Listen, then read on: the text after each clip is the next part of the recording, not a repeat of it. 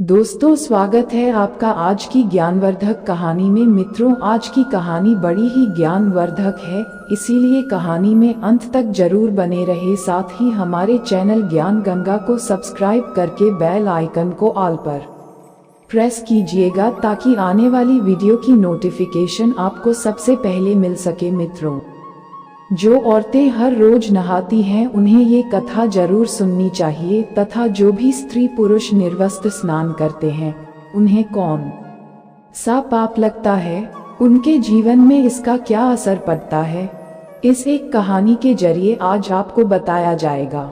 साथ ही यह वीडियो आपको बहुत अच्छी जानकारी और सीख देकर जाएगी, इसलिए मित्रों हमारे साथ अंत तक जरूर बने रहिएगा। दर्शकों, एक समय की बात है जब भगवान श्री विष्णु लक्ष्मी माता के साथ हरिद्वार में घूम रहे थे। तब लक्ष्मी माता ने देखा कि समस्त मनुष्य गंगा में नहा नहाकर हर हर गंगे कहते चले जा रहे हैं। प्रिय दर्शकों, अगर आप ये कहानी सुन रहे हैं तो पूरा सुनिए, क्योंकि आधा अधूरा ज्ञान किसी विष के समान होता है। इसके अलावा माता लक्ष्मी, जो भी भक्त इस वीडियो को लाइक करें और चैनल को सब्सक्राइब करके कमेंट में जय लक्ष्मी नारायण लिखें, उनके घर में धन की कभी कोई कमी न रहे तथा उनका घर हमेशा धन से भरा रहे। मित्रों, जब माता लक्ष्मी ने देखा कि समस्त मनुष्य गंगा में नहा नहाकर हर हर गंगे कहते चले जा रहे हैं, परंतु सभी दुखी और परेशान हैं, तब लक्ष्मी माता ने बहुत आश्चर्य से भगवान विष्णु से पूछा और कहा, हे प्रभु, गंगा में इतनी बार स्नान करने पर भी इनके पाप और दुखों का नाश क्यों नहीं हुआ? क्या गंगा में अब कलयुग के कारण सत्यता नहीं रही? मित्रों, भगवान विष्णु ने मुस्कुराते हुए कहा, हे देवी लक्ष्मी, गंगा में तो वही सामर्थ्य है, परंतु इन लोगों ने पापनाशिनी गंगा में स्नान ही नहीं किया, तो फिर इन्हें लाभ कैसे हो? तब माँ लक्ष्मी ने आश्चर्य से कहा, हे प्रभु, स्नान कैसे नहीं किया? सभी तो गंगा नहा कर जा रहे हैं, और अभी तक इनके शरीर भी नहीं सूखे हैं। तब भगवान विष्णु ने कहा, ये लोग तो केवल गंगा जल में डुबकी लगाकर आ रहे हैं। हे देवी, मैं तुम्हें कल इसका रहस्य समझाऊंगा। ऐसा कहकर वे दोनों ही अंतर्ध्यान हो जाते हैं। मित्रों, वहीं दूसरे दिन अचानक से बहुत जोरों की बरसात होने लगी। सभी गलियां कीचड़ से भर गई। एक चौड़े रास्ते में एक गहरा गड्ढा था जिसमें चारों ओर से कीचड़ भर रहा था। तभी भगवान विष्णु ने लीला से एक ब्राह्मण का वृद्ध रूप धारण कर लिया और किसी विवश की तरह गड्ढे में जाकर ऐसे पड़ गए मानो कि जैसे कोई मनुष्य चलते चलते गड्ढे में गिर पड़ा हो और निकलने की चेष्टा करने पर भी न निकल पा रहा हो। साथ ही लक्ष्मी जी को उन्होंने ये समझाकर गड्ढे के पास बैठा दिया, देखो, तुम लोगों को सुना सुनाकर यूं पुकारती रहो कि मेरे वृद्ध पति अकस्मात गड्ढे में गिर पड़े हैं। कोई पुण्य आत्मा ही इन्हें निकालकर इनके प्राण बचाए और हम असहायों की सहायता करें।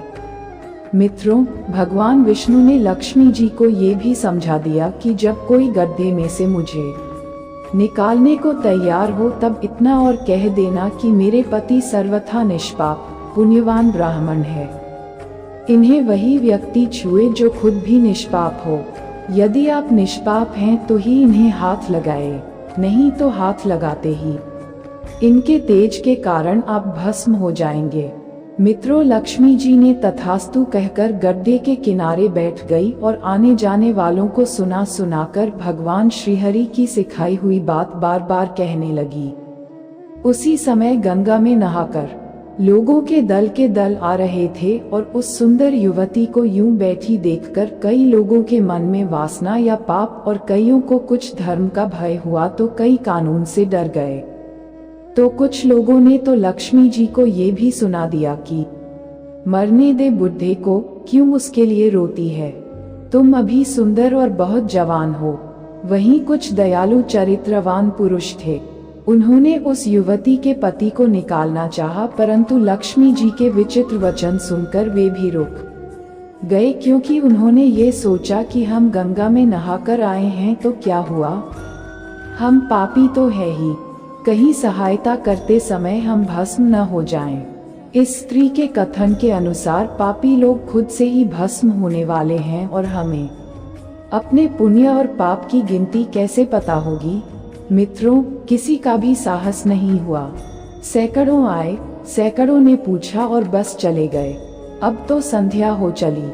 तब भगवान विष्णु ने माता लक्ष्मी से कहा, देखा आया कोई सच्चे हृदय से गंगा में नहाने वाला मित्र। तब थोड़ी ही देर के बाद एक नौजवान ब्राह्मण हाथ में लोटा लिए हर हर गंगे कहता हुआ नदी से बाहर निकलकर मंदिर की ओर जा रहा था।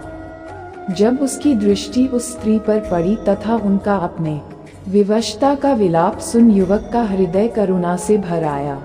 उसने भगवान विष्णु को निकालने की पूरी तरह से तैयारी की, किंतु लक्ष्मी जी ने रोककर कहा कि भाई, यदि तुम सर्वथा निष्पाप पुण्यवान नहीं होंगे तो मेरे पति को छूते ही तुम अपने आप जल कर जाओगे। मित्रों, उस युवक ने उसी समय बिना किसी संकोच के दृढ़ निश्चय के साथ लक्ष्मी जी से कहा, हे माता, मेरे निष्पाप तथा पुण्यवान होने में आपको संदेह क्यों होता है?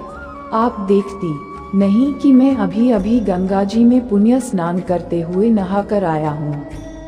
भला पापनाशिनी परम तेजस्वी गंगा मैया में गोता लगाने के बाद भी कभी पाप रहते हैं? हे देवी, मैं अभी आपके पति को इस पीड़ा से मुक्त कर इस दुर्गंध से बाहर निकालता हूँ, कृपया आप मेरा विश्वास करें। ऐसा कहते हुए उस युवक ने लपक कर बूढ़े को ऊपर उठा लिया। मित्रों, उस समय भगवान विष्णु और माँ लक्ष्मी ने उसे पुण्य फल का अधिकारी समझकर अपना असली स्वरूप प्रकट करते हुए उसे साक्षात दर्शन देकर कृतार्थ किया। मित्रों, वहीं भगवान विष्णु जी ने माता लक्ष्मी से कहा, हे लक्ष्मी, इतने सारे लोगों में से केवल एक युवक ब्राह्मण ने ही गंगा स्नान किया है। हे देवी, इसी दृष्टांत के अनुसार जो लोग बिना श्रद्धा और विश्वास के केवल दंभ के लिए गंगा स्नान करते हैं, उन्हें वास्तविकता में कोई भी फल नहीं मिलता। परंतु इसका यह मतलब नहीं कि गंगा स्नान व्यर्थ जाता है। गंगा स्नान का बहुत पुण्य भी है। मित्रों, इसके बाद भगवान विष्णु जी ने माता लक्ष्मी जी से कहा, हे देवी, अब मैं आपको वह 12 बातें बताता हूँ। जो भी मनुष्य इन 12 बातों को नहाते समय ध्यान में रखता है, वह कभी भी दुखी नहीं रहता है। उसके घर में देवी लक्ष्मी का वास होता है। उसके घर में अपार धन आता है। घर में कभी भी लड़ाई झगड़ा या क्लेश नहीं होते हैं। उसका पूरा परिवार हंसी खुशी के साथ सुखपूर्वक जीवन व्यतीत करता है। मित्रों, तब माता लक्ष्मी ने कहा, हे प्रभु भगवान, आप हमें ये 12 बातें बताइए जिसका मनुष्य जीवन पर कैसे प्रभाव होता है। इस विषय में मैं जानना चाहती हूँ। कृपा करें और मेरी जिज्ञासा को शांत करें। मित्रों, इसके बाद भगवान विष्णु उन बातों को बताना शुरू कर देते हैं और माता लक्ष्मी बहुत ध्यान से सुनने लगती है। प्रियदर्शन, ये 12 बातें आप लोग भी बिल्कुल ध्यान से सुनना। इसके बाद भगवान विष्णु कहते हैं, हे प्रिय, ये 12 बातें बताने के बाद मैं आपको एक बात और बताऊंगा। जो औरतें कपड़े खोलकर स्नान करती हैं, उनके लिए यह बात बहुत ही महत्वपूर्ण है। तो हे लक्ष्मी, आप इस बात को बहुत ही ध्यान से सुनना। तभी विष्णु जी अपनी वाणी को शुरू कर और बताने लगते हैं। दोस्तों, विष्णु जी कहते हैं, प्रतिदिन स्नान करने से शरीर निरोगी रहता है तथा मन प्रसन्न रहता है। स्नान से चेहरे की क्रांति और शारीरिक आकर्षण में भी बढ़ोतरी होती है। अगर इस नित्य कर्म के दौरान कुछ विशेष बातों का ध्यान रखा जाए तो आध्यात्मिकता से भी ज्यादा लाभ पाया जा सकता है। नहाने के क्रम में इन बातों का ख्याल जरूर रखा जाना चाहिए। सबसे पहले स्नान करने के बाद शुद्ध होकर पूजा पाठ आदि सारे काम करने के योग्य बनते हैं, इसलिए सुबह को ही स्नान कर लेना चाहिए। दूसरी बात, शास्त्रों में कहा गया है कि स्नान करने से इन 7 गुणों की प्राप्ति होती है: रूप, तेज, बल, पवित्रता, आयु, आरोग्य, निरोग, धन, पुष्टि व आरोग्य और स्वास्थ्य चाहने वालों को हर मौसम में और हर दिन स्नान करना चाहिए। चौथी बात, शास्त्रों में कहा गया है कि सुबह स्नान करने से पापों का नाश होता है और पुण्य मिलता है। ऐसा भी कहा गया है कि सुबह नहाने वालों के पास नकारात्मक शक्तियां नहीं भटकती, इसलिए सुबह के समय स्नान करना ही उचित है। पांचवी बात, बीमारी के हालत में सिर के नीचे से ही स्नान करना चाहिए या गीले वस्त्रों से शरीर को पोंछ लेना एक तरह का स्नान ही कहा गया है। छठी बात, सुबह की लालिमा छाने से पहले ही स्नान लेना श्रेष्ठ माना गया है। सातवीं बात, तेल लगाकर और देह को मलमल कर नदी में नहाना मना है। इसकी जगह नदी से बाहर निकलकर तट पर ही शरीर साफ करके नदी में डुबकी लगाना उचित है। आठवीं बात, जिन घाटों पर कपड़े धोए जाते हैं वहां का जल अपवित्र माना गया है, इसलिए वहां से कुछ दूर हटकर ही नहाना चाहिए। नौवीं बात, नदी में 11 या 21 डुबकियां लगाना योग्य बताया गया है। 10वीं बार, पवित्र नदियों में कपड़े निचोड़ने की मनाही है। नदी में किसी तरह की गंदगी नहीं बहानी चाहिए। 11वीं बात, नल की तुलना में झरने का पानी झरने से ज्यादा नदी का पानी, नदी के पानी से किसी तीर्थ का जल, तीर्थ के जल से गंगा जल अधिक श्रेष्ठ माना गया है। अंतिम 12वीं बात, गंगा माता का कथन है कि स्नान करते वक्त कोई चाहे जहाँ भी मेरा स्मरण करेगा, मैं वहाँ के जल में प्रवेश कर जाऊंगी। मित्रों, इसके बाद भगवान श्रीहरि ने कहा, हे लक्ष्मी, अब मैं आपको औरतों के बारे में बताता हूँ जो औरतें कपड़े खोलकर स्नान करती हैं। धर्मशास्त्रों में हर एक चीज के लिए कुछ नियम बनाए गए हैं। इन नियमों में से स्नान को लेकर कई बातें बताई हैं। ऐसा भी माना जाता है कि आम व्यक्ति को शास्त्रों के नियमों का पालन जरूर करना चाहिए, जिससे उनके घर की सुख समृद्धि बनी रहती है और खुशहाली आती है।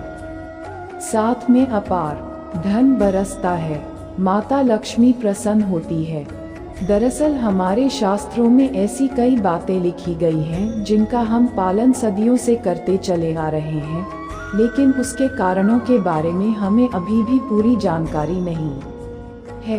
ऐसे ही नियमों में से एक है निर्वस्त्र स्नान करना। आपने अक्सर घर के बड़े बुजुर्गों को ऐसा कहते सुना होगा कि कभी भी पूरी जानकारी नहीं है। कभी भी स्नान बिना कपड़ों के यानी निर्वस्त्र नहीं करना चाहिए। अगर हम पौराणिक कथाओं की बात करें तो निर्वस्त्र स्नान की मनाही का एक सबसे बड़ा कारण भगवान श्री कृष्ण जी के समय से जुड़ा है। पौराणिक कथाओं के अनुसार एक बार जब गोपिकाएं सरोवर में स्नान कर रही थी और वह निर्वस्त्र थी, उस समय बाल कृष्ण ने गोपियों के सभी वस्त्र छिपा दिए और गोपियों ने अपने वस्त्र वापस लेने की प्रार्थना की। तब कृष्ण जी ने उन्हें समझाया कि कहीं भी निर्वस्त्र वस्त्र धारण किए स्नान नहीं करना चाहिए, इससे जल के देवता वरुण का अपमान होता है। इसलिए आपको निर्वस्त्र स्नान न करने की सलाह दी जाती है।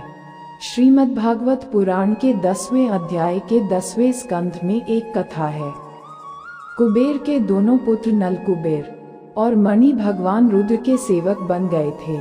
धनवान होने के साथ ही साथ भगवान शिव की कृपा प्राप्ति के कारण दोनों घमंडी हो गए थे। अपने धन वैभव के अहंकार में एक दिन दोनों मंदाकिनी नदी के तट पर अप्सराओं के साथ मदिरा पीकर जल क्रीड़ा कर रहे थे। संयोगवश उस समय कहीं से भ्रमण करते हुए नारद मुनि वहां आ गए।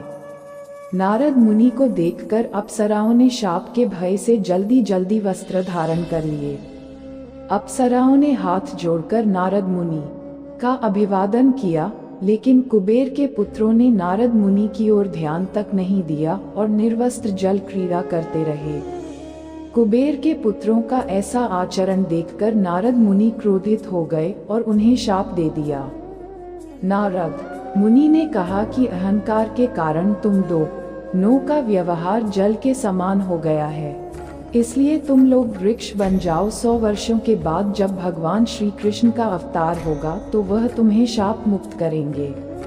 नारद मुनि के शाप से नल कुबेर और मणि अर्जुन वृक्ष बन गए। इन दोनों वृक्षों के बीच से निकल गए, लेकिन ओखली बीच में अटक गई। श्री कृष्ण ने कुछ जोर लगाया तो दोनों वृक्ष भूमि से उखड़ गए और उनकी जगह दो युवक प्रकट हो गए। शाप मुक्त होकर नलकुबेर और मणिग्रीव अपने स्थान को लौट गए। मित्रों, अगर आप नहाते समय सोचते हैं कि बंद कमरे में कोई आपको नहीं देख रहा है तो ये बिल्कुल गलत है, क्योंकि ईश्वर आपको हर स्थान पर देखते हैं। और यदि आप निर्वस्त्र होकर स्नान कर रहे हैं तो यह मुख्य रूप से जल के देवता वरुण का अपमान करने जैसा होता है। निर्वस्त्र स्नान से आपको पाप लग सकता है और आर्थिक एवं शारीरिक नुकसान पहुंच सकते हैं।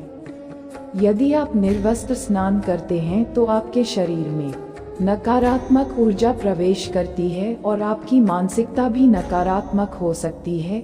इसलिए हमेशा आपको यही सलाह दी जाती है कि आप नहाते समय कोई एक कपड़ा जरूर धारण करें, लेकिन बिना कपड़ों के स्नान न करें, तभी आपके लिए बेहतर होगा।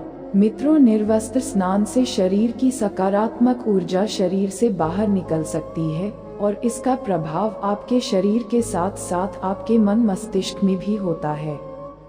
वहीं दूसरी ओर गरुड़ पुराण के अनुसार जब आप स्नान करते हैं तब आपके पितर यानी मृत पूर्वज आपके आसपास ही मौजूद होते हैं। यदि आप निर्वस्त्र स्नान करते हैं तो आपको पितृदोष लग सकता है। ऐसे स्नान करने से आपके पितरों को तृप्ति नहीं मिलती है और यह घर में पितृदोष का कारण बन सकता है और वे केवल वस्त्रों से गिरने वाले जल को ग्रहण करते हैं जिनसे उनकी तृप्ति होती है। निर्वस्त्र स्नान करने से पितृ अतिरिक्त नाराज होते हैं, जिससे व्यक्ति का तेज, बल, धन और सुख नष्ट होता है। इसलिए कभी भी निर्वस्त्र होकर स्नान नहीं करना चाहिए। मित्रों, पुराणों के अनुसार नहाने वाला पानी पूर्वजों के हिस्से में जाता है और निर्वस्त्र होकर नहाने से इसे पितरों के समक्ष बिना कपड़ों के नहाना माना जाता है। शास्त्रों में ऐसी मान्यता है कि यदि कोई निर्वस्त्र स्नान करता है तो माता लक्ष्मी उससे रूठ जाती है। इससे आपकी कुंडली में धन हानि के योग बन सकते हैं और आपकी आर्थिक स्थिति खराब हो सकती है। इन्हीं कारणों से आपको निर्वस्त्र स्नान न करने की सलाह दी जाती है और शास्त्रों में भी इस बात की मनाही है। तो मित्रों, आशा करते हैं आपको ये कथा और जानकारी अच्छी लगी होगी।